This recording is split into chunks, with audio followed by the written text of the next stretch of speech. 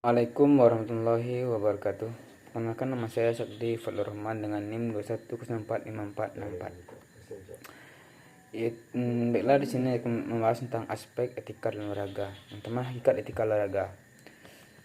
Hakikat etika secara etimologi berasal dari kata Yunani, yaitu ethike, yang berarti ilmu tentang moral atau karakter. Studi tentang etika ini secara khas berhubungan dengan prinsip kejiwaan manusia atau studi tentang semua kualitas mental dan moral yang membedakan seseorang atau satu suku, bangsa. Hakikat moral. Pemasaran yang kedua, hakikat moral dari kata Latin mos dan dimaksudkan sebagai alat istiadat atau tata krama. Etika tidak mempunyai pretensi untuk secara langsung dapat membuat manusia menjadi lebih baik. Istilah moral dikaitkan dengan motif, maksud dan tujuan berikut. Etika adalah studi tentang moral, sedangkan menurut Freeman, etika terkait dengan moralnya dan tingkah laku. Lebih lanjut, Scott Suseno mengatakan bahwa moral selalu mengacu pada baik buruknya manusia sebagai manusia. Bidang moral adalah bidang kehidupan manusia dilihat dari segi kebaikannya sebagai manusia. Norma-norma moral adalah tolak ukur untuk menentukan betul salahnya sikap dan tindakan manusia dilihat dari segi baik buruknya sebagai manusia dan bukan sebagai pelaku. Oke, selanjutnya yang ketiga itu hakikat karakter. Hakikat dapat dilacak dari kata Latin karakter.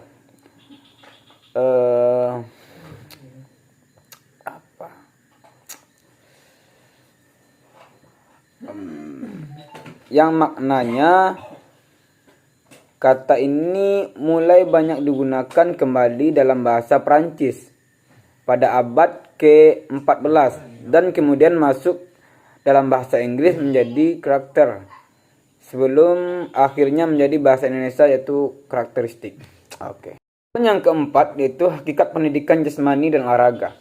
Pendidikan adalah segenap upaya yang mengaruhi pembinaan dan pembentukan kepribadian termasuk perubahan perilaku. Karena itu pendidikan jasmani dan olahraga selalu keseluruhan yang berarti bahwa mempunyai peranan penting dalam hal dunia pendidikan. Di samping kriteria yang bersifat fisikal yang menekankan keterampilan, ketangkasan untuk kebolehan. Nah, dimensi sosial ini melibatkan hubungan antar orang, antar peserta didik sebagai fasilitator atau pengaruh. Nah, langsung yang kelima langsung ya.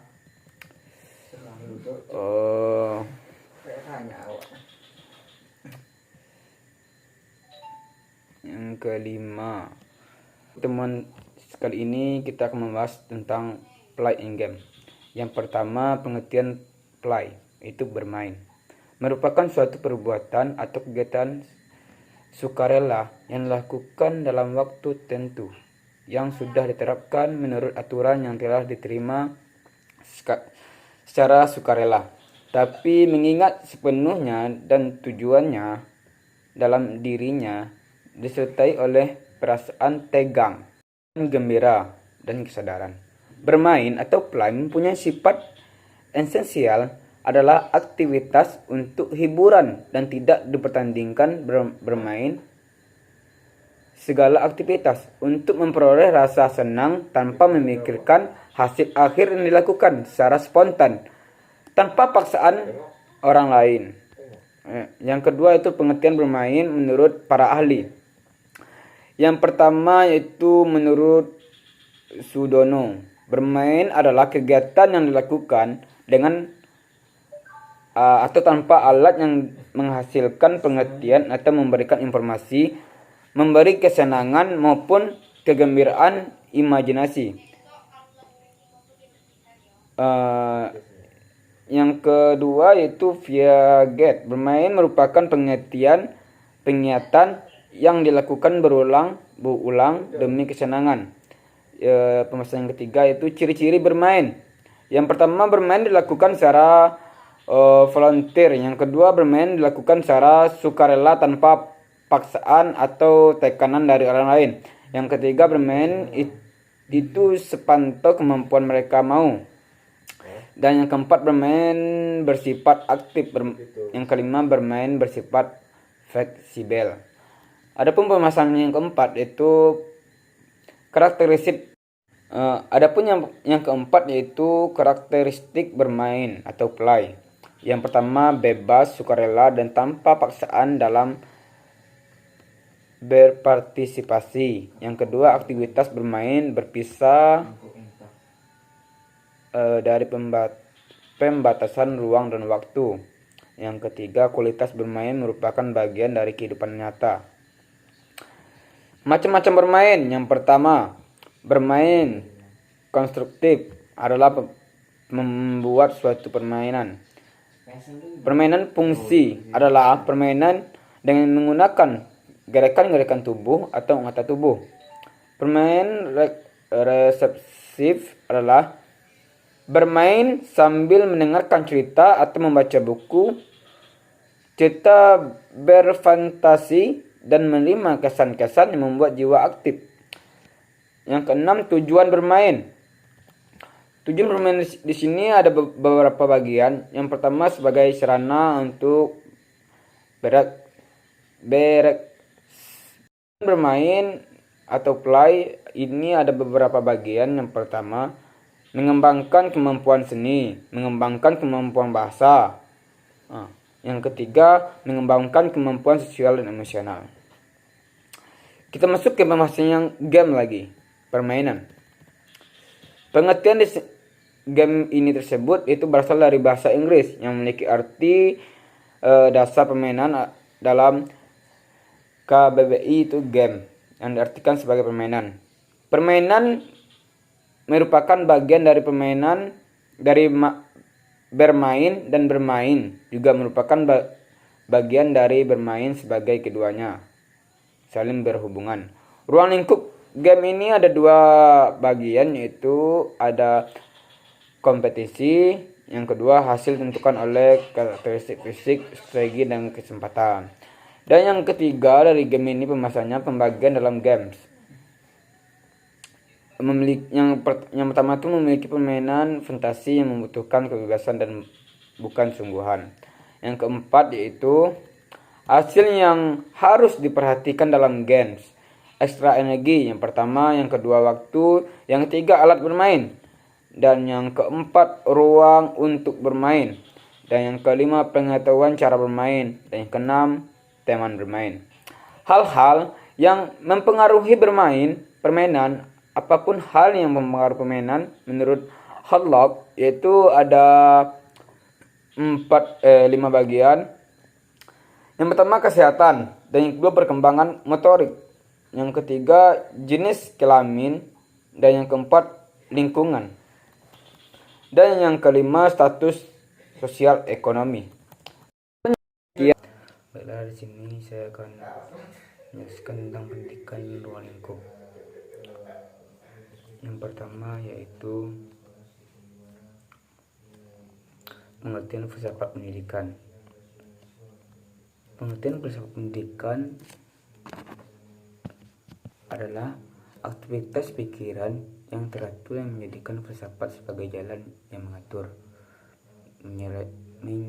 menyelaraskan, dan memadukan proses pendidikan. Artinya, filsafat pendidikan dapat menjelaskan nilai-nilai dan maklumat-maklumat yang diupayakan untuk mencapainya. Dalam hal ini, filsafat pendidikan dan pengalaman kemanusiaan merupakan faktor dan integral. Filsafat pendidikan juga bisa definisikan sebagai kaidah filosof dalam bidang pendidikan yang menggambarkan aspek-aspek pelaksanaan filsafat umum dalam upaya memecahkan persoalan pendidikan secara praktis. Dan menurut para ahli, filsafat pendidikan merupakan suatu pembentukan kemampuan dasar yang fundamental, baik yang menyangkut daya pikir intelektual maupun daya perasaan emosional menuju tabiat manusia. Menurut Imam Bernadette, filsafat pendidikan merupakan ilmu uang pada hakikatnya merupakan jawaban dari pertanyaan-pertanyaan dalam bidang pendidikan. Baginya, filsafat pendidikan merupakan aplikasi suatu analisis filosof terhadap pendidikan. Yang kedua, ruang lingkup filsafat pendidikan. Filsafat adalah studi secara kritis mengenai masalah-masalah yang timbul dalam kehidupan manusia dan merupakan alat dalam mencapai jalan keluar yang terbaik agar dapat mengatasi semua permasalahan hidup dan kehidupan yang dihadapi. Dalam pengertian yang luas, filsafat bertujuan memberikan pengertian yang diterima oleh manusia mengenai konsep hidup secara ideal dan mendasar bagi manusia agar mendapatkan kebahagiaan dan kesejahteraan. Ruang lingkup filsafat pendidikan meliputi 1. Merumuskan secara tegas sifat hakikat pendidikan. 2. Merumuskan sifat hakikat manusia sebagai subjek dan objek pendidikan. Dan yang ketiga, merumuskan secara tegas kehidupan antara filsafat pendidikan, agama, dan kebudayaan. Dan yang keempat, merumuskan cara hubungan antara filsafat pendidikan, teori dan pendidikan. Dan yang kelima, merumuskan hubungan antara filsafat negara, ideologi, filsafat pendidikan, dan politik pendidikan, sistem pendidikan. Dan yang keenam, merumuskan sistem-sistem nilai norma atau isi moral pendidikan yang merupakan pendidikan. Dan yang tiga, hubungan filsafat antara filsafat pendidikan. Filsafat yang dijadikan pendapat hidup oleh suatu masyarakat atau bangsa merupakan asas dan pedoman yang melandasi semua aspek hidup dan kehidupan bangsa, termasuk aspek pendidikan. Filsafat pendidikan yang dikembangkan harus berdasarkan filsafat yang dianut oleh satu bangsa, sedangkan pendidikan merupakan suatu cara atau mekanisme dalam menanamkan dan mewariskan nilai-nilai filsafat itu sendiri. Menurut John Dewey, filsafat merupakan teori umum sebagai landasan dari suatu pemikiran umum mengenai pendidikan. Dalam kaitan ini, Hasan Langguleng berpendapat bahwa filsafat pendidikan adalah penerapan metode dan pandangan filsafat dalam bidang pengalaman manusia yang disebutkan pendidikan. Selanjutnya, Al-Syaibani secara terperinci menjelaskan bahwa filsafat pendidikan merupakan usaha mencapai konsep antara gejala yang macam-macam meliputi proses pendidikan rancangan terpadu dan menyeluruh. Ada dua, yaitu menjelaskan berbagai makna yang berasal tentang semua istilah pendidikan. Yang kedua yaitu pokok-pokok yang menjadi dasar dan konsep pendidikan dalam kaitannya dengan bidang kehidupan manusia.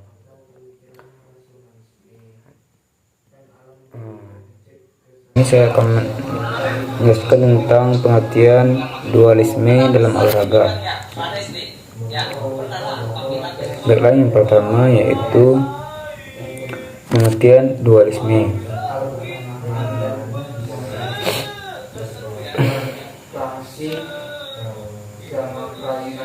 Pengertian dualisme adalah konsep filsafat yang menyatakan ada dua substansi dalam pandangan tentang hubungan antara jiwa dan raga.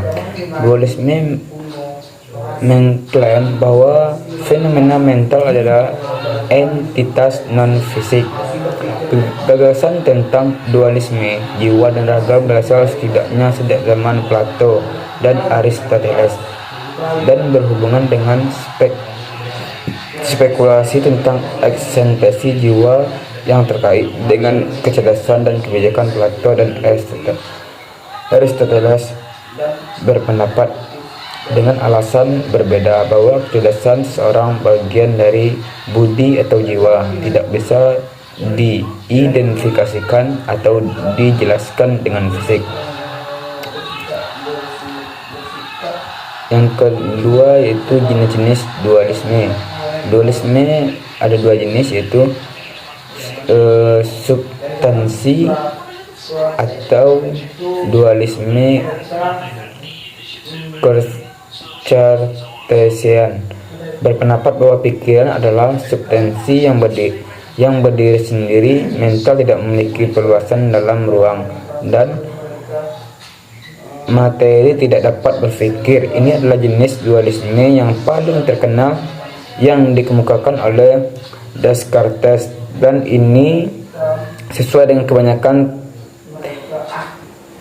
teologi yang menyatakan bahwa jiwa yang tidak berkematian menempati alam-alam eksistensi independen yang berbeda dari dunia fisik.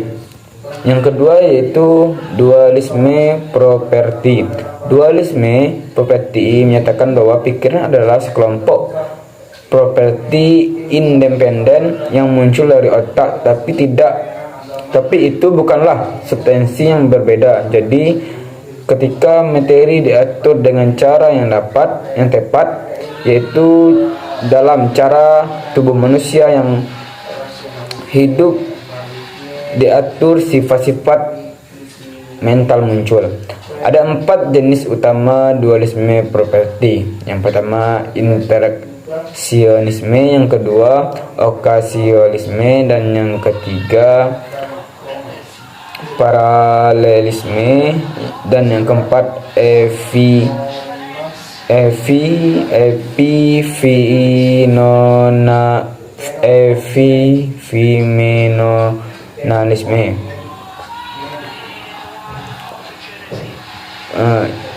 Yang kedua itu pengertian dualisme dalam olahraga. Dualisme dalam olahraga Indonesia. Arbitrase dikenal sebagai mekanisme umum untuk menjelaskan permasalahan dan sengketa yang melibatkan para atlet. Dualisme ini dinilai tidak efektif dan efisien. Akan lebih efektif apabila hanya bertempat dalam satu badan. Arbitrasi yang secara khusus menangani sengketa olahraga di Indonesia.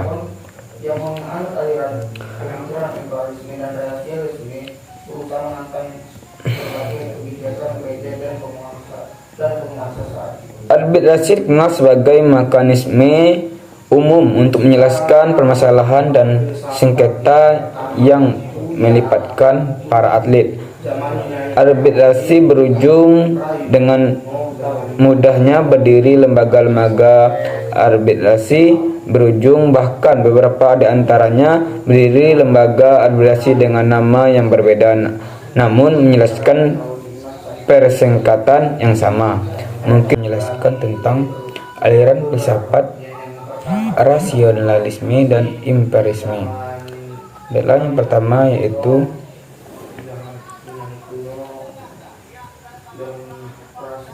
aliran rasionalisme. Rasionalisme berasal dari bahasa Inggris yaitu rationalism, dan bahasa Latin ratio artinya akal. Rasionalisme akal pikiran (akal pikiran) adalah sebuah pandangan yang berpegang bahwa akal merupakan sumber bagi pengetahuan dan pembenaran. Aliran rasionalisme merupakan aliran yang mengutamakan akal sebagai satu-satu sumber pengetahuan yang dapat dipercaya. Bagi para tokohnya, akal merupakan aset terpenting yang dimiliki oleh manusia untuk menemukan, memperoleh hingga menguji sebuah pengetahuan. Mereka juga meyakini bahwa akan memiliki kemampuan untuk menyelesaikan berbagai permasalahan dalam hidup. Segala permasalahan dapat diselesaikan dan dipecahkan melalui akal. Tokoh yang terkenal pada aliran rasionalisme adalah René Descartes. Ia memiliki julukan sebagai bapak filsafat modern. Aliran ini muncul oleh satu pertanyaan darinya: apakah metode dasar yang pasti digunakan manusia untuk melakukan refleksi? Dari pertanyaan inilah ia menemukan akal sebagai sesuatu yang paling mendasar digunakan manusia untuk melaksanakan refleksi pada suatu. Aliran ini disebut juga sebagai aliran rasionalisme. Konsep inti dari aliran ini adalah segala sesuatu akan diakui keberadaannya bila tampak secara fisik. Yang kedua, lingkungan fisik merupakan sumber nilai. Dan yang ketiga, individu lebih bernilai pada sosial. Paham naturalisme memandang bahwa pendidikan jasmani adalah aktivitas fisik lebih sekedar bersifat fisik. Hasil belajar yang diperolehi melalui aktivitas dirinya. Bermain merupakan bagian penting dari proses pendidikan. Prestasi bertanding yang tinggi di antara individu tidak dikondisikan. Yang kedua yaitu aliran empirisme. Yang satu ini berfokus pada pengalaman yang dimiliki seseorang sebagai sumber dari pengetahuan. Empirisme ini berasal dari bahasa Yunani yang memiliki arti pengalaman inderawi atau pengalaman observasi melalui panca indera. Empirisme merupakan aliran yang sangat bertentangan dengan rasionalisme menurut para tokohnya. Pengetahuan berasal dari pengalaman, sehingga panca indera merupakan sumber yang paling jelas dan pasti dibandingkan akal. Dengan pandangan seperti itu, maka orang sering mengatakan bahwa aliran ini adalah aliran filsafat modern. Inti dari aliran ini adalah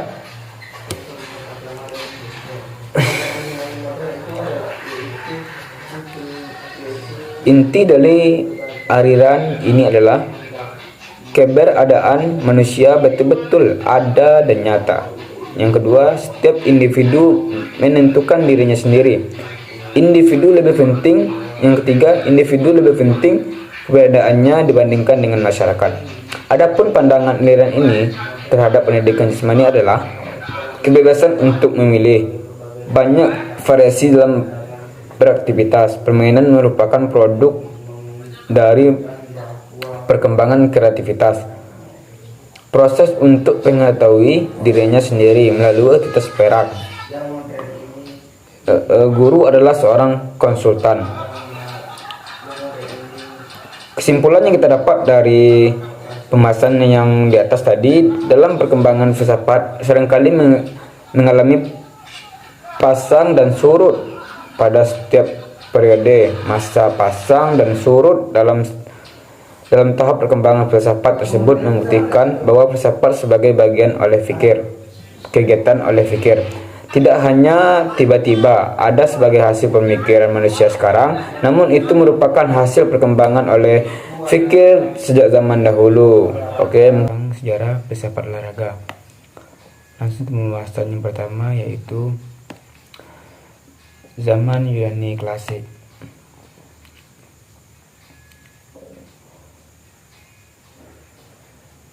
Zaman Yunani klasik adalah periode yang berlangsung sekitar 200 tahun pada abad ke-5 dan abad ke-4 Masehi. Dalam sejarah Yunani, selama periode ini banyak wilayah Yunani yang jatuh ke tangan Persia, tetapi kemudian wilayah Yunani ini kembali merdeka. Yunani klasik sangat berpengaruh terhadap Romawi dan juga menjadi landasan peradaban Barat. Sebagian besar politik, seni, arsitektur, pahatan, teater, dan sastra berakal dari zaman ini. Prodi klasik kemudian digantikan oleh prodi Hellenistik. Aliran yang mengawali prodi Yunani klasik adalah Sofisme. Kata sophos berarti arif atau pandai, yaitu gelar dari mereka yang memiliki kearifan dalam menjalani kehidupan.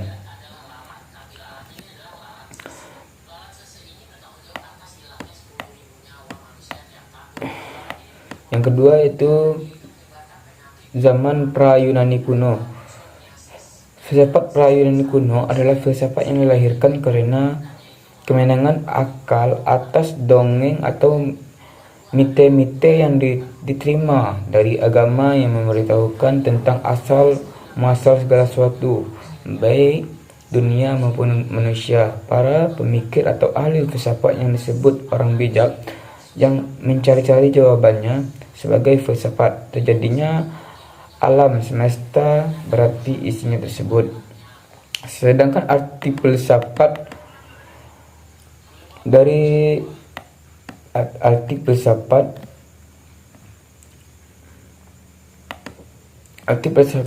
itu sendiri berasal dari bahasa Yunani filosofi, artinya bijaksana, pemikir yang menyelidiki tentang kebenaran yang sebenarnya untuk menyangkal dongeng-dongeng atau mite-mite yang diterima dari agama. Dan yang ketiga yaitu zaman Yunani kuno. Yang kedua tadi itu zaman pra-Yunani, dan yang ketiga ini zaman Yunani kuno.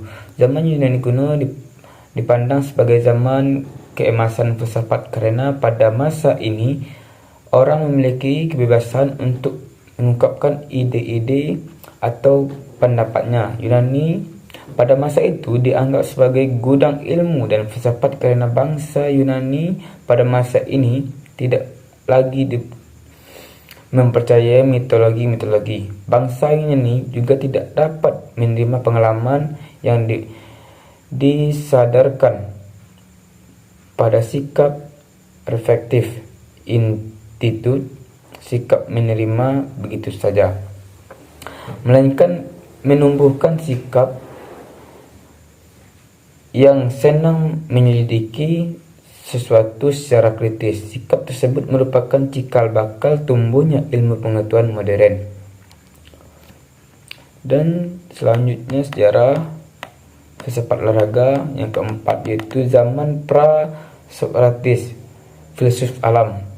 Filsafat pada Sokrates dapat dikatakan bahwa mereka adalah filsafat alam, artinya para ahli fikih yang menjadikan alam yang luas dan penuh keselarasaan yang menjadi sasaran para ahli filsafat tersebut, atau objek pemikiran adalah alam semesta. Tujuan filosofi mereka dalam memikirkan soal alam besar daripada terjadinya alam itulah yang menjadi sentral persoalan bagi mereka. Pemikiran yang demikian itu merupakan pemikiran yang sangat maju, rasional, dan radikal. Sebab pada waktu itu kebanyakan orang menerima begitu saja keadaan alam seperti apa yang dapat ditangkap dengan inderanya. Dan pembahasan yang kelima yaitu filsafat abad pertengahan. Filsafat abad pertengahan adalah filsafat yang era yang dikenal sebagai abad pertengahan. Periode sejarah yang membentang dari jatuhnya kekaisaran Romawi Barat pada abad kelima Masehi hingga periode Renaissance pada abad ke-16. Filsafat abad pertengahan dipahami sebagai sebuah objek penyelidikan filosofis yang independen yang dimulai dari Baghdad di tengah-tengah abad ke-8 dan di Prancis dalam masa pemerintahan Charlemagne. Pada kuartal terakhir abad ke-8, periode ini juga definisikan sebagai proses penemuan kembali budaya kuno yang pernah berkembang pada masa Yunani dan Roma pada periode klasik, dan juga dibutuhkan untuk mengatasi masalah teologis dan untuk mengintegrasikan seajaran suci dengan pembahasan sekuler. Zaman modern. Filsafat zaman modern adalah pembagian dalam sejarah filsafat barat yang menjadi tanda berakhirnya era skolastisme. Waktu munculnya filsafat modern adalah abad ke-17 hingga awal abad ke-20. Eropa Barat dan Amerika Utara. Filsafat modern ini pun dimulai sejak munculnya rasionalisme lewat pemikiran Descartes, seorang filsuf terkemuka pada zaman modern. Masa modern menjadi identitas dalam filsafat modern. Pada masa ini, rasionalisme semakin dipikirkan tidak gampang untuk menentukan mulai dari abad ke pertengahan berhenti. Namun, abad dikatakan bahwa abad pertengahan ini berakhir pada abad ke-16 atau 16. Pada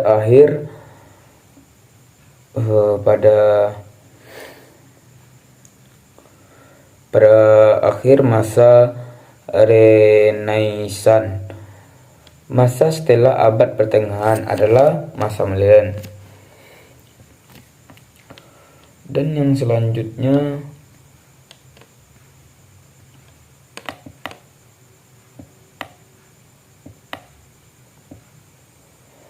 menurut materi tersebut, dari setiap zaman itu ada kenaikan atau perkembangan zaman ke arah yang lebih maju dan pola pemikiran yang juga mulai maju. Mungkin hanya itu bisa saya sampaikan pada video sekali ini. Kesalahannya datang dari saya sendiri. Jika ada kelebihan itu datang dari Allah Subhanahu wa taala. Saya akhiri dengan wabillahi taufiq wal hidayah. Wassalamualaikum warahmatullahi wabarakatuh.